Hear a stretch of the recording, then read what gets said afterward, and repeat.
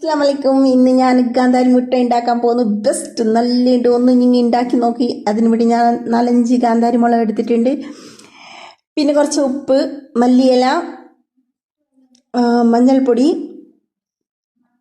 സവാള, അതെല്ലാം, പിന്നെ കറച്ചപ്പു,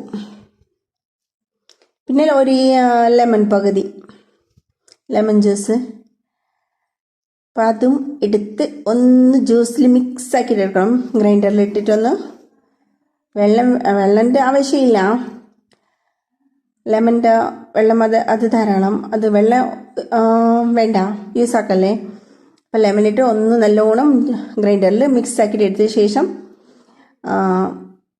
തേങ്ങ വെളിച്ചെണ്ണ അതൊന്ന് ഒഴിച്ച് ഒന്ന് വീണ്ടും മിക്സാക്കി പിന്നെ മുട്ടനെ വേവിച്ചിട്ടെടുക്കണം. ഇനി 2 കഷ്ണത്തിൽ ഇങ്ങനെ മുട്ടനെ വെച്ചിട്ട് അതിന് നടുത്ത് ഇങ്ങനെ ഫില്ലിങ് ആക്കണം.